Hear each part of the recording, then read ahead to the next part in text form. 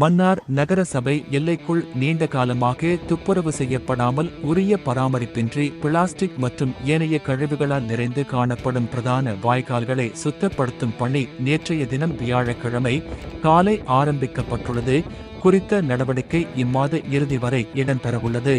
மழையுடன் கூடிய காலநிலை ஏற்படவுள்ள நிலையில் மன்னார் நகர் பகுதிக்குள் ஏற்படும் வெள்ள பாதிப்புகளை குறைக்கும் முகமாக நகரசபை ஊழியர்கள் மற்றும் நகர சபை உறுப்பினர்கள் நகரசபை சுகாதார உத்தியோகஸ்தரின் பங்கு பற்றுதலுடன் குறித்து சுத்தப்படுத்தும் பணி இடம்பெற்று வருகின்றது.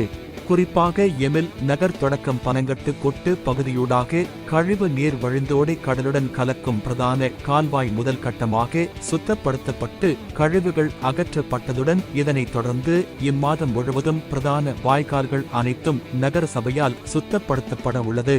அதே நேரம் இம்முறை வடிகால் துப்புரவுக்காகவும் பராமரிப்புக்காகவும் மன்னார் நகர சபையால் 20 லட்சம் ரூபாய் நிதி ஒதுக்கப்பட்டுள்ளது குறிப்பிடத்தக்கது.